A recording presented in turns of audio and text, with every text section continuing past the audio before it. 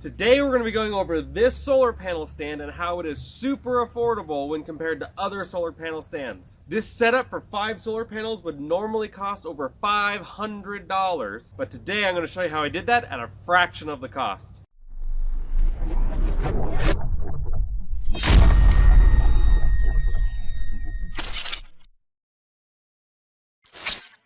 So normally I use these 5-foot lengths right here, and they work really well. However, what I found is that a 6-foot length actually works even better. And the reason I think it works better is because it gives a little bit more room between the panels for wind to pass through, which makes the whole panel stand not so much like a sail off of a sailboat, but also because every time I went to Home Depot, they weren't restocking these. It was taking forever, or by the time I was going back, people were buying more of them. So these were really actually hard to find at my local Home Depot and Lowe's. So I decided to order it off Amazon, because after taxes, the 5-foot was the same as buying it online through Amazon. So this is the shipment right here. Let's go ahead and open it up.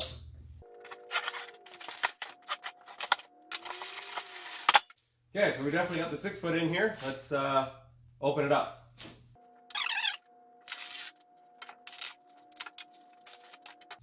Okay, so these look pretty much identical. They fit, yeah. These look exactly the same, so this should work perfect. This is the back side of the stand here.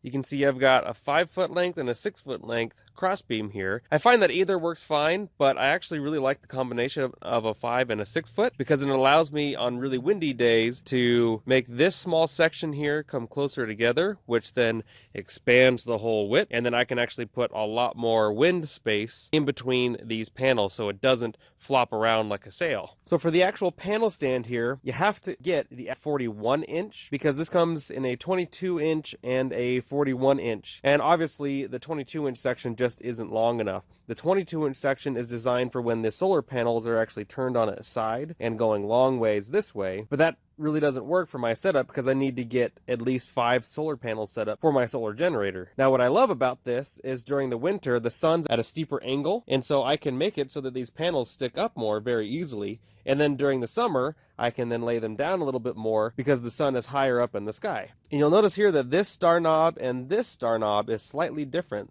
This has 5 points and this has 4 points.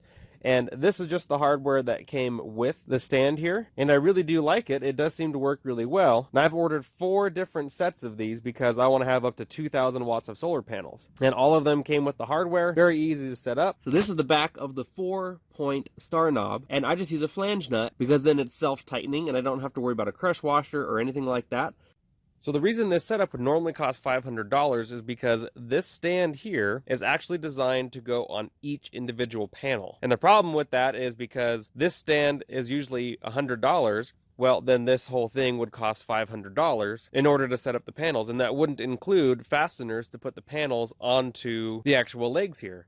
So that's why I went and got these cross beams and just use these star knobs, because I find that a lot easier than the bungee cords, as I talked about in my previous video, and it makes a nice secure fit. But now on top of that, another brand of solar panel leg here has actually come out and is about half the price as the original legs that I was using, and is the exact same quality. I haven't found one to be better over the other, and so I'll have the link below for these specific stands and all the cross beams and star knobs and everything. That way you can build this just how I've got it here. So I noticed during the summer that I could lay the solar panels flat on my grass here, and that there was only about a 5 to 10% power loss between having these up at an angle to the sun and actually just laying flat on the ground. One of the issues I found with that though is these solar panels actually get really hot. So them being on the ground, it'll 1, burn the grass, but 2, there's no way for air to get under it, which means that they'll stay hot.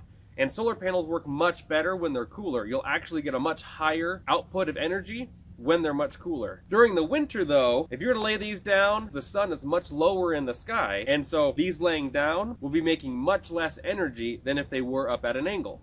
So I found that in the winter, I can have as much as 50 to 60% power loss by not having these on a stand. And the whole point of having solar panels is to be able to make as much power as possible off my solar generator. That way I can charge it up and use things as I'd like. So this stand is absolutely invaluable because it can help make as much as twice as much energy versus just laying on the ground. Now luckily today's not a windy day at all, and I've had this stand up to about 30 miles an hour outside with no problem. All I do is take some tent stakes, put 4 of them, 2 on each side, and that holds it in just fine. And the panels will flex a little bit, kind of like this, but no issues of it tipping or anything like that. But on especially windy days, I do have an extra crossbeam that I can put here in the middle just to give these some extra rigidity, so that way they're not flopping around as much. With these star knobs on the top, and on a windy day, I'll use the bungees along the bottom of the panels here to help hold them in place more. But normally there's no issue at all as long as these are facing into the wind. If the wind were coming from the backside, then the panels tend to do this quite a bit and it's not as good, which is where that crossbeam really comes in handy, so that way they don't flop around. It's also a really good thing to keep in mind that because these are flexible, you need to take extra good care of them, because if these flex too hard or in one spot too much, you'll actually hear the cells start to crack, and that will lower the efficiency of your panel. So you really want to make sure you're taking good care of your panels. Now these are the 2 different legs that I've ordered here, and this one's the more expensive one, and this one's the more affordable one. I'm using the more affordable ones now, and I'll put the link below as option 1. And if these are not available for some reason, then I'll put these as option 2 down below. The biggest difference you can see is that this section here is about twice as wide as this section here. So that's the only thing to keep in mind, is if you're using rigid panels or flexible panels. But I find that this skinnier one works well for the rigid panels as well. Another thing to keep in mind is that the hardware that came with this more expensive one, I didn't use any of it at all. It was a real pain in the butt, and I didn't like it. The hardware that comes on the skinnier one, these 5-point star knobs, work really well. Now this can be a little confusing to put together at first, so I'm going to show you how to do that real quick. So the kit pretty much comes like this. There's a few other small parts that come, but I didn't use those at all. So it comes with its own 5-point star knob and its own flange nut. Makes it very easy to put on. So you have to separate these. And the first thing to do is, you see how these are lined up exactly the same? Well, I take one and completely flip it over. And then I take the bottom corner, and that's going to be my bottom hinge. Now you want to make sure that you're not inside the groove here, because oftentimes this corner will rub right here and cause too much friction, and you won't be able to open it up. So it goes right outside here, line it up, put the bolt through. Okay, now I make that sort of tight, but not all the way tight. And then the next part is even easier. You can extend this up. And one of the reasons this is almost tight is because as I lift it up, it's actually tightening the flange nut, and now it's holding itself up. Makes it a little bit easier to set up. Now the next thing is I take this cross beam. I could really put it anywhere in here, but I want this to go right here. Take my flange nut.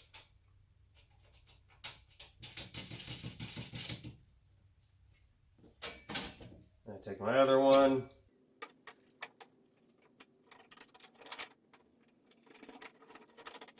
Now these star knobs happen to fit right inside these grooves just perfectly, which is one of the things I like, which is why I don't use the kind from Lowe's or Home Depot, because they're too big and they don't fit. And just like that, it's put together, and now I'm ready to make the second one, so that way I can put the cross beams on here. The other thing I would recommend is that you take a Sharpie and you put numbers on each of these holes. That way it's easier when you're making adjustments to be able to go to one side of the panel stand and say I'm on hole 10 or on hole 5 or whatever the number is, make the adjustment, put this up here, and then walk to the other side of the panel stand and then do the same adjustment. It makes life a lot easier rather than having to count the holes every single time you do it. And then when I go to store this, all I have to do is undo this star knob here, take it off, I'll lay that down, and I'll lay that down, and then I'll just take this and I'll put it anywhere on here just so that I don't lose it.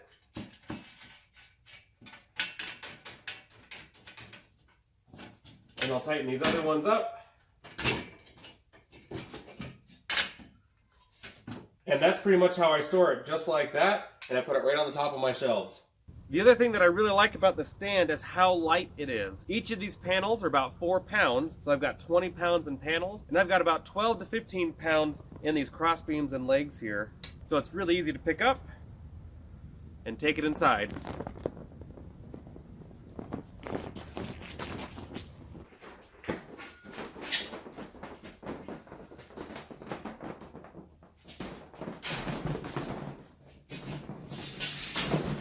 So one of the things that I love about having this so lightweight is if I need to, I can bring these in during the night or during weather and then take them back outside pretty easily.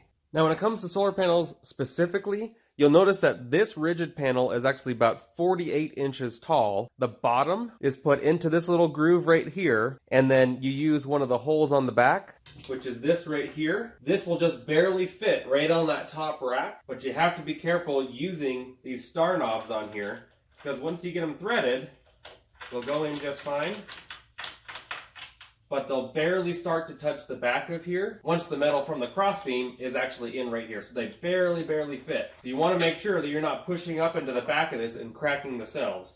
You can see that this panel here is much shorter, but actually has the same energy output as this one. I love these smaller rigid panels here, and I'll put links below as well. But you can see to the flex panel, it's almost the same. This looks slightly bigger because the bottom's out a little bit more because it's bowing, but it is about 1.5 inches taller. And so this panel will sit in that bottom groove just right, and have the top section along the top crossbeam here. And then this has got holes on the back of it as well that easily line up with the solar panel stand. And then the star knobs going in the back actually don't even come close to touching the cells. So it's much safer to use this one if you're gonna go with the rigid panels. I still prefer the flex panels because they're so much lighter. There's no way if I had 5 of these panels on the stand that I'd be able to lift it, because it would be close to about 100 pounds. And that is not easy to do, for one, but two, that thin metal dig into your hands is just not worth it. So if the rigid panels are going to be used, it's pretty much going to be permanent, or when you go to take it down, you have to take each panel off individually and then move it. Whereas the flex panels, you can just pick the whole thing up and it's really easy to use. There are 3 solar panel cases that I recommend. The first one is this, and it works really well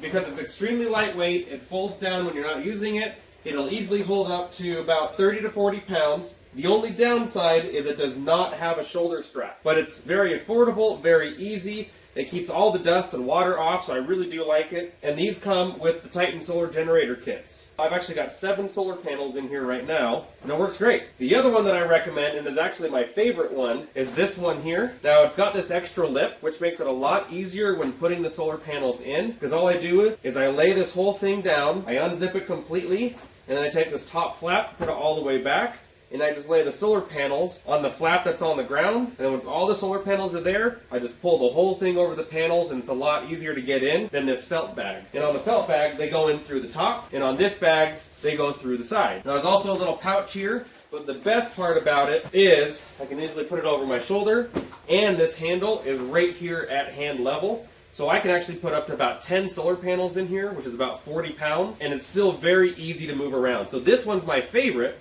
because when I'm not using it, it then folds down and goes and takes up no space at all. The last one is the Mac Daddy, and it is not designed for solar panels, but this thing is incredible. This is actually a gator case, and this one is designed to carry a 50-inch LED or LCD TV. Now you have to go with the 50-inch. They make a 40 to 45-inch one, and the flexible solar panels just barely do not fit. But let me show you inside of here.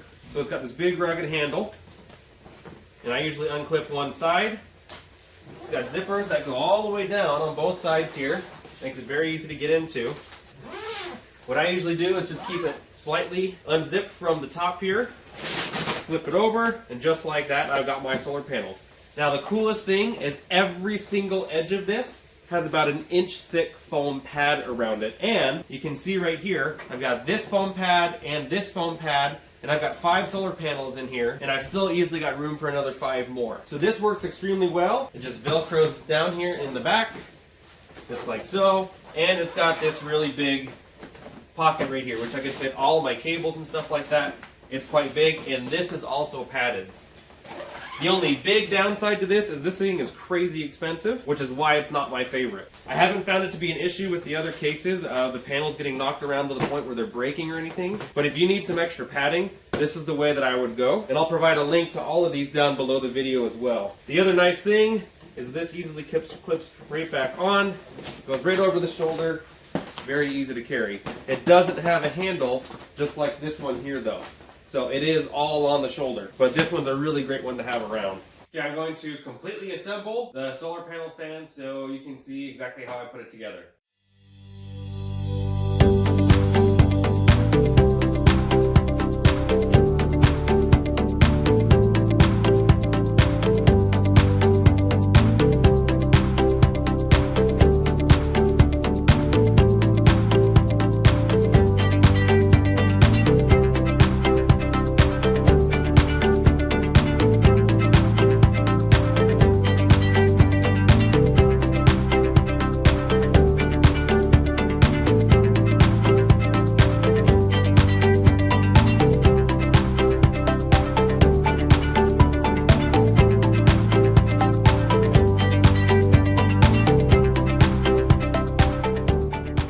So as you can see, that's really easy to set up, and it's just the opposite for taking it down. It actually goes a little bit faster with using the bungees rather than the star knobs, and that's just because it's a hook and loop, real easy. But I really prefer these star knobs up here. I feel more confident in that it's going to hold everything really tight. Taking it down is just as fast, if not even faster. So that's basically how it goes. Really easy to set up.